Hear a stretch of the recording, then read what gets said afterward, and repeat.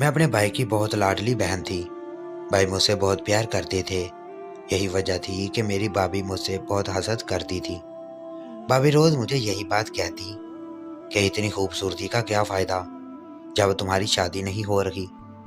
भाभी की ये बात मुझे काट कर रख देती। भाई कमरे में बैठा ये बातें सुन रहा था।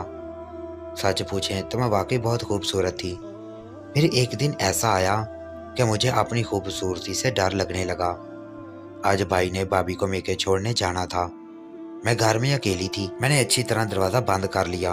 अपने कमरे में आकर लेट गई। दूसरी चाबी भाई के पास थी। मुझे पता था कि जब भाई आएंगे तो खुद ही ताला खोलकर अंदर आ जाएंगे, इसलिए मैं बेफिक्र होकर सो गई। 1 घंटा हुआ था जब मुझे ऐसा महसूस हुआ जैसे मेरे कान के पास कोई सांस ले रहा हो। मैंने आंख खोलकर देखा तो चीख निकल गई, क्योंकि वो तो मेरा सगा। हम लोग नए घर में मुंतकिल हो चुके थे। फिलहाल भाई भाभी के साथ सिर्फ मैं ही रह रही थी, क्योंकि बाकी बहन भाइयों के पेपर हो रहे थे और मेरी अम्मा उन्हीं के साथ थी। मैंने अपनी भाई और भाभी के साथ रहने का फैसला किया, मगर पहले ही दिन मुझे भाभी की हरकतें कुछ अजीब लगने लगी थीं। मैंने उन्हें सलाम किया। सलाम का जवाब देने की बजाय उन्होंने मुझे सर से पांव तक घूर कर देखा, जैसे वो मेरे बारे में कुछ बहुत जानती हों लेकिन बताना नहीं चाहती।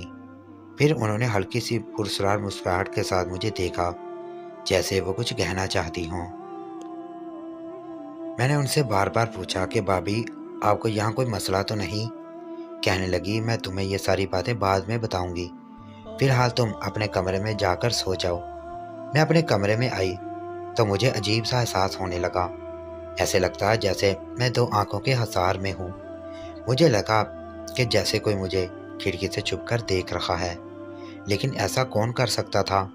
कौन मुझे छुप छुप कर देखेगा? मेरे दिल में ख्याल आया, मुझ में तो इतनी हिम्मत भी नहीं हो रही थी कि मैं मुड़कर खिड़की की तरफ देख सकूं। दिल में इतने सारे वहम बैठ गए थे। घर भी अकेला था, वो भी वीरान सी जगह पर। मेरा दिल जोर जोर से धड़कने लगा। मैं तो किसी जिन भूत के ख्यालों में थी, पर मैं क्या जानती थी कि जिंदगी में जिन भूत से भी बड़ा खतरनाक तूफान आने वाला है। अगली सुबह तक मुझे नींद तो नहीं आई। 2 बजे भाभी ने मेरे कमरे का दरवाज़ा बजाया। मैं बाहर आई तो मुझसे कहने लगी, इस घर में बहुत सारी चीज़ें हैं जो कि हमें करनी पड़ेंगी, क्योंकि ये नया घर है, लेकिन नए घर का हमेशा सदका देना चाहिए।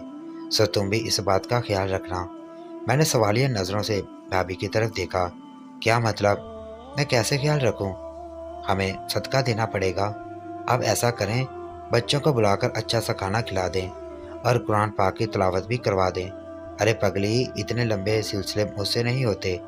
इतना कह रही हूँ कि अगर कोई भिखारी या फ़कीर वगैरह आए तो उसको चंद रुपए दे देना या फिर खाना खिला देना। ठीक है भाभी, ऐसा तो कर लेंगी, ये कोई मुश्किल बात नहीं। मेरी बात सुनकर भाभी ने मेरी तरफ पुरस्कार नज़रों से देखा और बोली, क्या पता एक दिन तुम भी कोई भिखारन बन जाओ। अल्लाह ना करे भाभी, अब मुझे ऐसी बद्दुआएं ना दें जिससे मेरी ज़िंदगी तबाह हो जाए। तुम्हें कौन सी बद्दुआ लगेगी? तुम तो अपने भाई की लाडली बहन हो। मैं तो मजाक कर रही थी। उन्होंने ये बात बड़े ही पुरस्कार अंदाज में कही थी। मुझे गर्चा अच्छा तो नहीं लगा, लेकिन मैं खामोश हो गई। पर सुबह वही हुआ जो भाभी ने कहा था। कार के दरवाजे पर दस्तक होने लगी। मैं दरवाजे खोलने जाने लगी तो भाभी बोली, कोई फ़कीर ही होगा। मैंने जाकर दरवाज़ा खोला तो सामने एक फ़कीर ही खड़ा था। उसने अपना कशकोल फैला रखा था और मेरी तरफ बड़ी अजीब नज़रों से देख रहा था। मैंने देखा तो वो बहुत ही मजबूर और बेचारा लग रहा था। मुझसे रहा नहीं गया। मैंने उससे पूछा, तुम्हें क्या चाहिए? कहने लगा, बस बेटी, मुझे 2 वक्त की रोटी चाहिए। एक वक्त की अल्लाह के हवाले, दूसरे वक्त की तुम खिला दो। फ़कीर की इस बात पर मुझे और ज़्यादा एहसास हुआ। मैं अंदर किचन में गई तो देखा भाभी मुझे बड़ी कड़ी नज़रों से देख रही थी। मैंने किचन से रोटी और सालन उठाया, इस फ़कीर को दे दिया। फ़कीर रोटी खाने लगा, तभी मेरी नज़र उसकी चमकती हुई आंखों पर पड़ी तो मैं देखकर हैरान रह गई थी। फ़कीर की आंखों का रंग नीला था। अमूमन नीले रंग की आंखों वाले लोग बड़े ही मुनफरद और नायाब होते हैं। हर किसी की आंखें नीली नहीं होती। ये देखकर मुझे काफ़ी हैरत हुई थी। پھر اس نے اچانک میری طرف نظر دوڑائی۔ اس کی نظروں میں ایک عجیب سا جادو تھا۔ وہ مجھے بغور دیکھنے لگا۔ اس کے چہرے پر بھی ایک عجیب پرسراریت تھی۔ تم کتنے سال کی ہو گڑیا؟ اس نے مجھے یکدم بیٹی سے گڑیا کہا تو مجھے برا لگا۔ چچا آپ کھانا کھا لے، میں برتن لے کر واپس لے جانا چاہتی ہوں۔ میری بات سن کر وہ ایک بار پھر لاپرواہی سے مسکرا دیا اور کھانے میں مصروف ہو گیا۔ میں اندر کمرے میں واپس آئی تو بھابھی نے مجھ سے پوچھا فقیر کیا کہہ رہا تھا۔ ان کے انداز میں ایسی دلچسپی تھی جیسے وہ اس فقیر کو پہلے سے جانتی ہو۔ نہیں بھابھی، وہ تو کچھ بھی نہیں کہہ رہا تھا، بس میں نے اسے کھانا دیا اور کھانا کھا کر چلا گیا۔ میں سب جانتی ہوں، ہر ایک بھکاری ہی دوسرے بھکاری کو سمجھ سکتا ہے۔ بھابھی کی یہ بات میرے ذہن میں کھٹکنے لگی کہ بھابھی مجھے بھی بھکارن کیوں کہہ رہی ہیں، جبکہ میں ایک نیک اور شریف گھرانے کی لڑکی تھی۔ زندگی میں آج تک میں نے کبھی کسی سے کوئی چیز نہیں مانگی تھی، پھر بھابھی کی ہمت کیسی ہوئی مجھے وہ بھکارن کہہ رہی ہیں۔ سوچ لیا تھا کہ اب اگر انہوں نے یہی بات دہرائی تو میں اپنے بھائی کو سب سچ بتا دوں گی کہ میری بھابھی مجھے صبح سے شام بھکارن کہتی ہے۔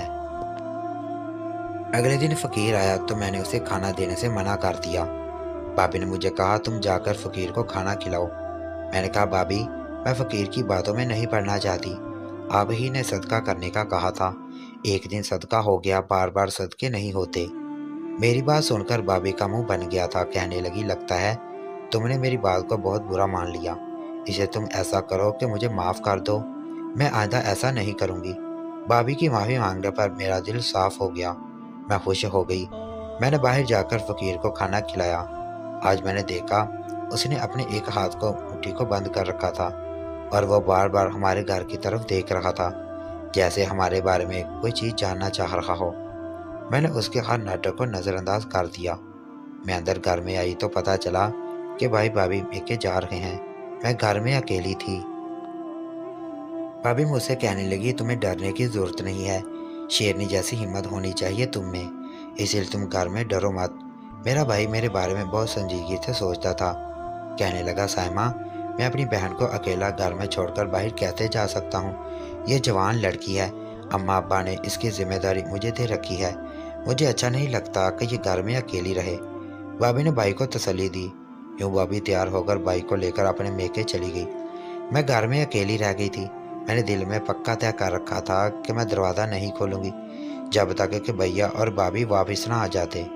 لیکن کہتے ہیں کہ انسان کی زندگی میں کچھ واقعات ایسے ہوتے ہیں جو بس ہو جاتے ہیں اور ان کے پیچھے انسان نے بھی وہم و گمان بھی نہیں سوچا ہوتا کہ یہ سارے واقعات ہو جائیں گے۔ تقریباً ابھی 2 گھنٹے گزرے تھے کہ گھر کے دروازے پر دستک ہونے لگی۔ پہلے تو میں ڈر گئی، پھر میں نے سوچا کہ ڈرنے والی کیا بات ہے، کون سا کوئی مجھے کھا جائے گا، ویسے بھی بھابھی نے کہا تھا مجھے گھبرانا نہیں چاہیے۔ میں نے جا کر دروازے کے باہر دیکھا تو وہی فقیر کھڑا تھا۔ میں یہی سمجھی کہ فقیر زیادہ سے زیادہ کیا کر سکتا ہے، چوری یا ڈاکہ تو نہیں مار سکتا، اسے بوڑھے ضعیف عمر میں وہ مجھے کیا چھیڑے گا۔ سو میں نے دروازہ کھول دیا۔ مجھے دیکھ کر فقیر کے چہرے پر بڑی ہی معصومانہ سی مسکراہٹ آئی۔ کہنے لگا تم گھر پر تھی، میں سمجھا کہ آج تم لوگ یہاں سے چلے گئے ہوگے۔ کیوں، تمہیں کیسے پتہ چلا؟ میں نے بڑے شک والے انداز میں کہا تو وہ بولا بس ہم اللہ والے ہیں، ہمیں تو سب پتہ ہوتا ہے۔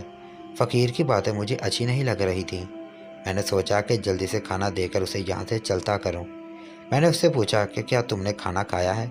کہنے لگا نہیں، میں کھانا کھانے ہی ادھر آیا ہوں۔ تم مجھے کھانا کھلا دو گی تو میں احسان مند رہوں گا۔ مجھے لگا اس طرح ایک اکیلی لڑکی کو کسی بھی بات چیت کر کے گھر میں آنے کی اجازت نہیں دینی چاہیے۔ میں نے کہا گھر پر کوئی نہیں ہے، اب یہاں سے چلے جائیں، کل آئیں، میں آپ کو کھانا کھلا دوں گی۔ یہ سن کر اس کی آنکھوں میں آنسو آ گئے۔ کیا میں تمہیں ایسا لگتا ہوں بیٹی؟ میری کوئی عمر ہے یہ حرکتیں کرنے والی؟ تم جا کر میرے لیے کھانا لے آؤ، میں یہاں بیٹھ کر تمہارا انتظار کروں۔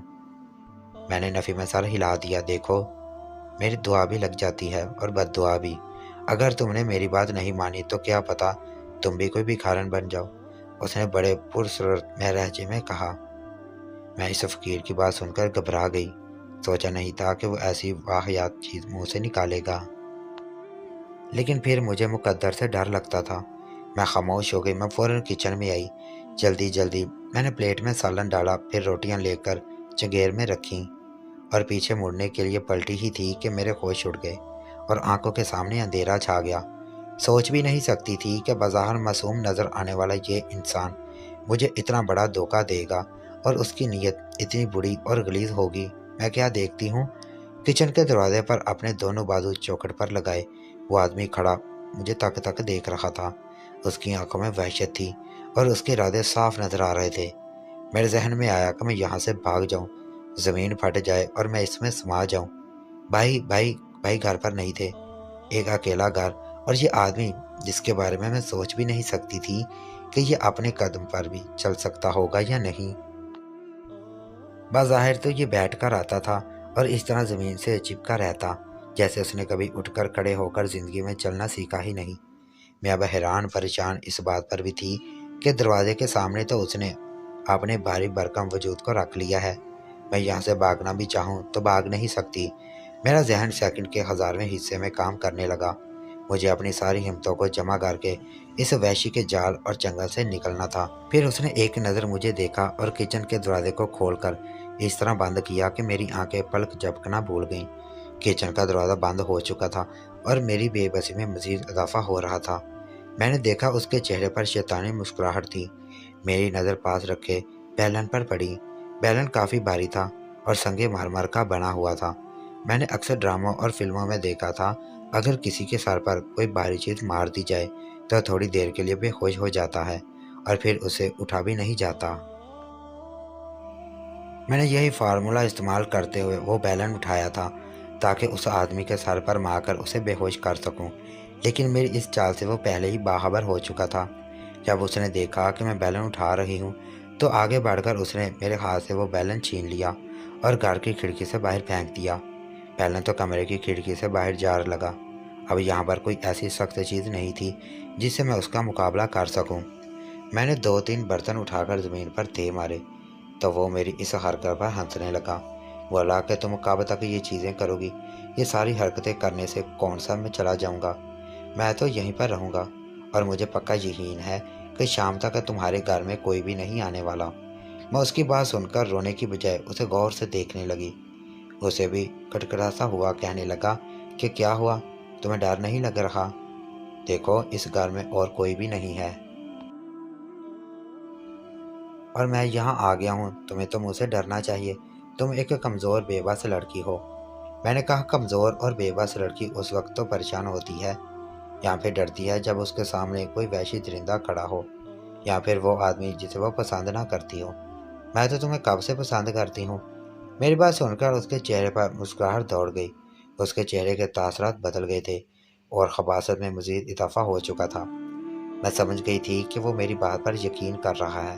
اس کے چہرے پر مسکراہٹ ایک طرف سے دوسری طرف تک پھیل گئی تھی۔ اچھا تو تم نے مجھے کیوں اتنا ستایا؟ تم جانتی ہو کہ میں تمہیں پسند کرتا ہوں، اور ہاں تمہیں تو بھی یہ پتا کہ میں تمہیں پسند کرتی ہوں، ورنہ بلا وجہ نوجوان لڑکی دروازے پر لا کر تمہیں کھانا کیوں دے گی؟ اتنی رحم دل تو میں ہوں نہیں۔ میں تمہاری نیلی آنکھوں پر شروع دن سے ہی فدا ہو گئی تھی، جان گئی تھی کہ یہ نیلی آنکھوں پر صرف میرا حق ہے۔ میں نے بڑے پیار سے یہ بات کہی۔ اب اس کے چہرے کا وحشی پن ختم ہو رہا تھا اور وہ کھل کر مسکرا رہا تھا۔ میں بھی تمہیں اپنے بارے میں کچھ بتانا چاہتا ہوں، لیکن پہلے تم میری بات مانو گی؟ ہاں کیوں نہیں، ایسا سنہری موقع تو ہاتھ دوبارہ نہیں آئے گا۔ میں تمہارے ساتھ وقت بتاؤں گی، جیسا تم کہو گے میں ویسا ہی کروں گی۔ کیا تم سچ کہہ رہی ہو؟ ہاں بالکل سچ کہہ رہی ہوں، اس میں جھوٹ کی تو کوئی بات نہیں۔ میں تمہارے لیے چائے بناؤں؟ میں نے یہ بات کہی تو وہ زور سے ہنس پڑا۔ نہیں نہیں، مجھے تم پر یقین نہیں ہے، اتنی خوبصورت لڑکی مجھ سے محبت کی بات کرے، میں مان ہی نہیں سکتا۔ ایسا نہ ہو کہ تم چائے کے کام میں مجھے بے ہوشی کی دوا پلا کر یہاں سے بھاگ جاؤ۔ میں ایسا نہیں ہونے دوں گا، تم بے شک راضی بھی نہ ہو۔ میں تو اپنا مقصد پورا ہونے کے بعد ہی جاؤں گا۔ اس کی باتیں اندر سے مجھے زہر لگ رہی تھی، لیکن میں نے چہرے پر دل ربا سا مسکراہٹ سجاتے ہوئے کہا، میں تو مزاق کر رہی تھی، مجھے کچن کے کام بالکل بھی پتہ نہیں۔ اگر میں گھریلو یا سنسکاری لڑکی ہوتی تو میں آج تم سے یہ باتیں نہ کر رہی ہوتی۔ میں ایسے ہی سوچتی ہوں کہ زندگی ایک بار ملے گی، اسے کھل کر دینا چاہیے، اور وہ بھی تم جیسے کسی انسان کے ساتھ۔ مجھے عام قسم کی زندگی گزارنا بالکل پسند نہیں۔ میری بات سن کر وہ ہنس پڑا اور بولا، میں بھی تو یہی کہتا ہوں کہ تم زندگی ایک بار ملتی ہے، اسے کھل کر جینا چاہیے، اچھے برے کی تمیز نہیں کرنی چاہیے۔ ہاں تم صحیح کہہ رہے ہو، چلو میں تمہیں اپنے بیڈ روم لے کر چلتی ہوں۔ میرے ذہن میں ایک نقشہ بن رہا تھا جس کے تحت میں اسے اپنے کمرے میں لے کر جانا چاہتی تھی۔ میرے کمرے کا سن کر اس کے تو چہرے پہ شمال سے جنوب تک مسکراہٹ پھیل گئی، آنکھوں میں مستی سی اتر آئی۔ ہاں کیوں نہیں، اتنی خوبصورت لڑکی مجھے اپنے کمرے میں بلائے گی تو بھلا میں کیسے انکار کروں گا؟ یہ کہہ کر وہ کچن سے نکل گیا۔ میں اس کے پیچھے آنے لگی۔ میں نے سوچا تھا کہ جب تک اسے مجھ پر مکمل اعتبار نہیں ہو جاتا میں بھی اس کی کسی بات سے اختلاف نہیں کروں گی۔ میرے کمرے میں پہنچ کر میں پہلے بستر پر بیٹھ گئی۔ اسے تو میری ان ساری باتوں پر یقین ہو چکا تھا، کیونکہ کوئی بھی لڑکی ایسی صورتحال میں یہ رویہ نہیں دکھا سکتی۔ میرے کمرے کے ساتھ رکھے ٹیبل کے اوپر ایک بوتل رکھی ہوئی تھی۔ یہ بوتل بظاہر اسپرے والی بوتل جیسی تھی، اس پر کسی قسم کا کوئی خطرے کا نشان بھی نہیں تھا۔ وہ میرے سامنے بیٹھ کے، دیکھو ماحول میں کتنی گھٹن ہو رہی ہے، میں نے بڑے ہی پیار سے کہا، اور ایسے ماحول تو تب بنتا ہے جب آس پاس خوشبو پھیلی ہو۔ رکو میں اپنا پرفیوم اس میں سپرے کر دیتی ہوں۔ کمرے کو تو میں نے کنڈی لگا دی تھی، اس لیے اس آدمی کو اس قسم کا خطرہ نہیں تھا کہ میں کمرے سے بھاگ جاؤں گی۔ پاس پڑے ٹیبل پر رکھے جیلی سپرے کو میں نے ہاتھ میں لیا، جو کہ میں نے 2 دن پہلے ہی باہر کے ملک سے منگوایا تھا۔